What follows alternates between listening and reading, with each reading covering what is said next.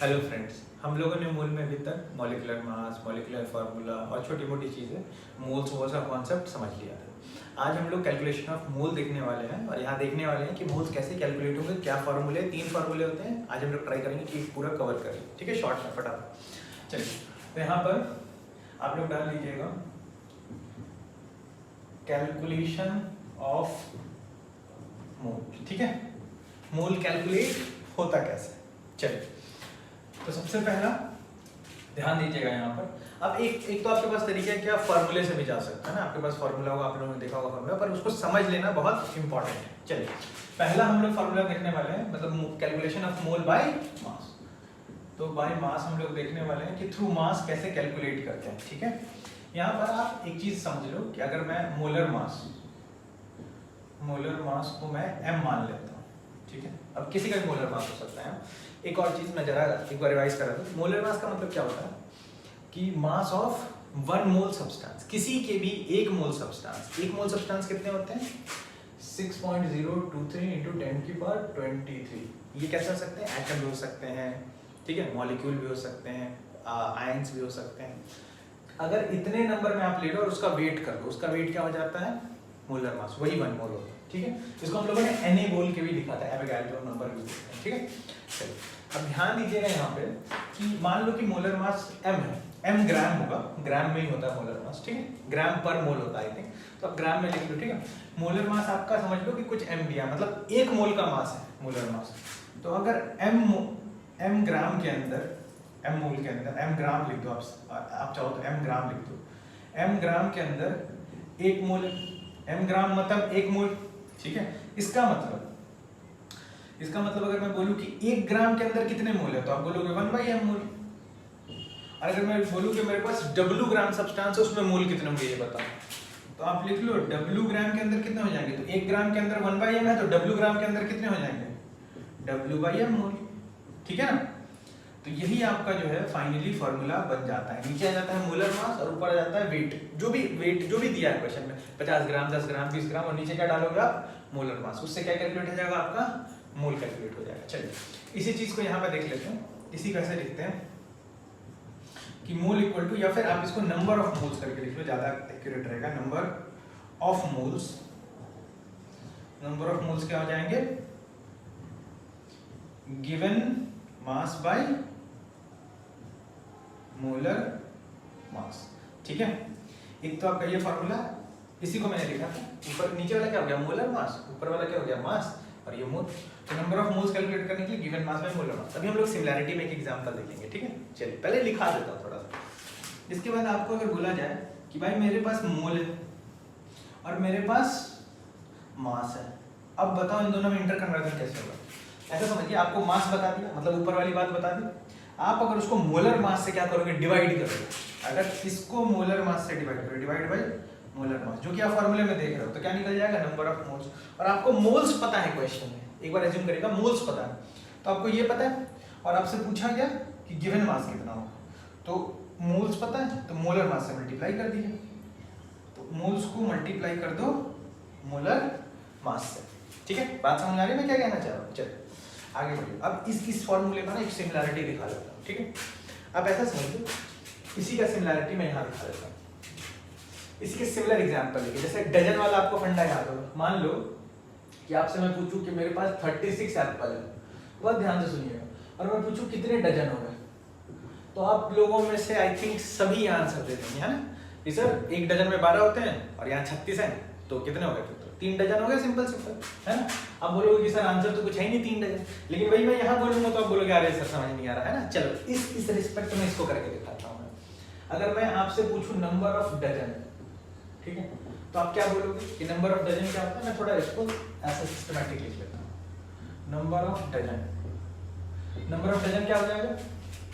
Number of dozen हो जाएगा number of unit divided by number of unit in 1 dozen. बात समझ में आ रही है? आपने क्या किया? टोटल नंबर ऑफ यूनिट कितने थे? 36 ऊपर रखा और नीचे किससे डिवाइड किया था? 12 से किया था ना। तो आप यहाँ पे बोल सकते हो कि नंबर ऑफ डजन मतलब कितने डजन एप्पल हो। डजन एप्पल ये भी लिख देता हूँ, नहीं तो आप लोग बोलोगे सर पता नहीं किसका डजन निकाल दो, है ना। तो नंबर ऑफ यूनिट तो 36 हो गए, और नंबर ऑफ एक डजन में कितने यूनिट होते हैं? 12। बताओ, समझ में आया? 3 डजन एप्पल हो गए ना। मतलब आप क्या बोल सकते हो कि सर अगर मेरे को एक स्टैंडर्ड का पता है कि भाई 1 डजन में इतना होता है, तो उसके बाद कितना भी देगा तो उसी से डिवाइड मारेंगे, है ना? क्या बोलते हो? आपको कितना भी एप्पल दे दे, आप क्या करोगे? उसको 12 से डिवाइड करोगे बार-बार, तो डजन आ जाएगा, है ना?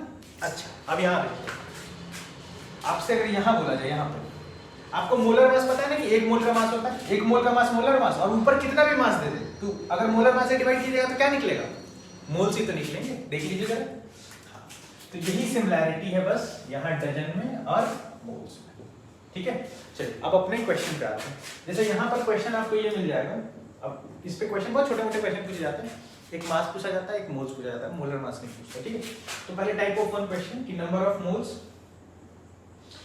आप ऐसे लिख लो ना कि आपके पास 800 ग्राम CaCO3, ठीक है? और आपसे पूछ रहा है मोल्स कितने मोल, आपसे पूछा जा रहा है 800 ग्राम CaCO3 मतलब कितने मोल्स, कितने मोल्स होते हैं? आप यार एकदम आराम से लगा लो। एक तो आप फार्मूला लगा सकते हो कि अगर भाई मेरे को मोल्स निकालने हैं तो आप क्या बोलोगे? मास अपॉन इसको ना आप मोलर मास को डबल एम भी लिख सकते हो, ठीक है? तो शॉर्ट में करते हैं मास अपॉन मोलर मास। अब आप बोलोगे कि सर मास कितना है इसका, तो मास तो 800 ग्राम दिया है। याद रखिएगा इस फॉर्मूले में हमेशा ग्राम में चीजें यूज करेगा। मोलर मास ग्राम में होता है, ग्राम पर मोल होता है, ग्राम में हुआ, और मास ग्राम में होता है। 800 ग्राम और नीचे डिवाइड किससे करोगे? Molar mass. CaCO3 का मोलर मास कितना हो जाएगा देख लीजिए, कैल्शियम का 40, कार्बन का 12 और ऑक्सीजन 3 एटम है ना, तो कितना हो जाएगा? 16 × 3 48, तो टोटल कितना आ जाएगा? 100 ग्राम। तो 100 ग्राम, ग्राम पर मोल होता है असलियत में, तो मोल ऊपर चला जाता है। चलिए यूनिट का फर्क नहीं है, आप बस ग्राम में डालिए, ठीक है? 100 ये इससे कटे तो कितना हो जाएगा? 8। मतलब यहाँ पर मोल्स कितने आ गए? 8। बात समझ में आई? अब इसका तो शॉर्ट में भी निपटा सकते हैं ना। CaCO3 का मोलर मास है 100 ग्राम, मतलब 1 मोल का मास कितना है? 100 ग्राम। तो 800 मोल में कितने हो जाएंगे? 1 मोल का मास 100 ग्राम, तो 800 ग्राम में कितने? 8 मोल। समझ में आ रही बात मेरी? चलिए एक और फॉर्मूला, एक और नंबर ऑफ या फिर आपको क्या दे दिया गया? आपको दे दिया गया कि आपके पास है 5 मोल C12H, C12 नहीं, C6H12 ले लेते हैं। C6H12 थोड़ा छोटा रखते हैं, C6H12O6, ठीक है? हाँ, C6H12O6। चलिए इसका ले लिया गया और बोला गया कि भाई इसमें आप ये कैलकुलेट करके बता दो, मास बता दो इसका कितना होगा, ठीक है? तो आप एक बार फटाफट इसको अटेम्प्ट कर लीजिए, ठीक है? फिर मैं बताता हूँ। तो आप क्या बोलोगे कि सर मास बताना है ना, मोल दिया, तो आप क्या लगाओगे कि मोल इक्वल टू मोल्स। अच्छा मैं सीधा फॉर्मूला लगाता हूँ, ठीक है? मोल्स कितने हैं? 5। देखो यहाँ पे क्या लगाना है? मोल्स इधर, ऊपर क्या होगा? गिवन मास, नीचे मोलर मास। इसका मास दिया नहीं है तो मास को ऐसे ही छोड़ दो, और मोलर मास जब आप निकालोगे ना, ये ग्लूकोज और फ्रक्टोज दोनों का यही फॉर्मूला होता है, पर स्ट्रक्चर अलग अलग होती है। एक में एल्डिहाइड ग्रुप होता है, इसमें केटोनिक ग्रुप होता है। इसका 180 आएगा, आप इसको इधर मल्टीप्लाई कर दो तो मास जो आ जाएगा वो आपका आ जाएगा 900, सॉरी 900 ग्राम, ठीक है? तो ये तो 2 तरीके हो गए, 2 टाइप के क्वेश्चन हो गए। फटाफट चलिए एक और टाइप का क्वेश्चन कवर कर लेते हैं जो जनरली पूछा जाएगा, उसमें डाउट रहता है। क्वेश्चन क्या है कि mass of an atom of an element, element Y, कोई एक एलिमेंट Y है जिसका मास दिया गया है, एक एटम का मास है 1.6 × 10⁻⁻23 ग्राम, ठीक है? अब बोला जा रहा है कि calculate the number of moles in 19.2 kg of it, ठीक है?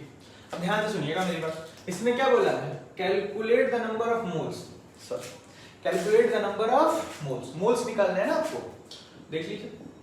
तो फॉर्मूला क्या होता है मोल्स के लिए? गिवन मास अपॉन मोलर मास। बात समझ में आ रही है? देखिए, अच्छा गिवन मास तो इसने खुद बता दिया ना, ये देखिए 19.2 kg, पर इसने केजी में बताया, मैंने बोला ग्राम में डालेंगे आपको। चलिए तो मोल्स निकालने के लिए इसको ग्राम में कीजिए कन्वर्ट, तो 9.2 × 1000 ये आ गया ग्राम में। चलिए ये तो ग्राम में कर लिया आपने कन्वर्ट, ग्राम में कन्वर्ट करना पड़ता है, फॉर्मूला ग्राम में चलता है। नहीं तो आपको नीचे भी केजी में देना पड़ेगा। अगर आप ऊपर केजी में दोगे तो नीचे भी केजी में देना पड़ेगा। अच्छा, नीचे आप मोलर मास लिखोगे, लेकिन इसने मोलर मास नहीं बताया है, क्वेश्चन में मोलर मास नहीं दिया है। क्वेश्चन में क्या दिया? Mass of an atom of an element, मतलब एक वाई एलिमेंट है, उसके एक एटम का मास इतना है। अब एक एटम का मास पता है तो मोलर मास कैसे निकलेगा? तो एक एटम का मास x है तो मोलर मास क्या हो जाएगा? Na से मल्टीप्लाई करना पड़ेगा। आपने को पता है ना कि मान लो आपके पास 1 डजन केला है, एक केले का वेट पता है 10 ग्राम, तो 1 डजन का कितना हो जाएगा? 120 हो जाएगा ना। हाँ, बस वही काम है। आपको एक एटम का वेट पता है और मोलर मास पूछा, मतलब एक मोल का कितना हो जाएगा?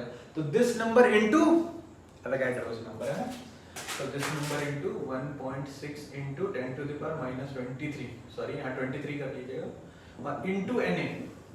ठीक है, जब आप सब सॉल्व करिएगा, चाहो तो आप पूरा सॉल्व कर लो, तो आप Na का वैल्यू यहाँ पुट कर दीजिए। Na की वैल्यू कितनी हो जाती है?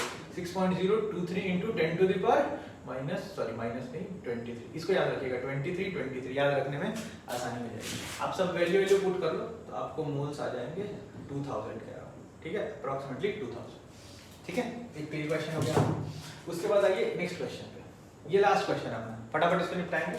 पूछा है कि how many moles of, sorry रुक जाइए मेरी राइटिंग गंदी हो रही है, how many moles of electron how many moles of electron will have weight 2 kg। और ये बढ़िया क्वेश्चन है, आपसे पूछा है कितने इलेक्ट्रॉन लोगे तो जो टोटल वेट बनेगा वो 2 kg बनेगा। अब ध्यान से मेरी बात सुनिएगा, अब यहाँ से कहीं भी आइडिया नहीं लगता क्वेश्चन मोल का, है ना।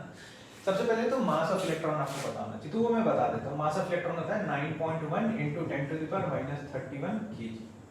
ठीक है, 31 kg मास ऑफ इलेक्ट्रॉन। अब देखिए एक बात बताइए, मैं अगर यहाँ पे हाउ मेनी मोल्स पूछा है ना, तो मोल के लिए फॉर्मूला लगाइए, mole equal to mass upon molar mass. क्या बोलते हो? मोल्स को मोल्स रहने दो, ठीक है, ये तो भाई मोल्स को रहने दो। मास कितना हो जाएगा? मास बताओ, इसका मास दिया 2 kg, पूछा 2 kg में कितने मोल होंगे, तो 2 kg कितना हो जाएगा? ग्राम में कन्वर्ट करिए, 2000 ग्राम। 2 kg को मैंने ग्राम में लिखा, ऊपर जो भी मास लिखोगे आप ग्राम में लिखोगे, नीचे वाला भी ग्राम में आएगा, अगर नहीं तो दोनों kg में रख सकते हो, यूनिट सेम होना चाहिए। ठीक, और क्या बोला? एक इलेक्ट्रॉन का वेट इतना है, तो नीचे हम लोग किससे डिवाइड करते थे? मोलर मास से।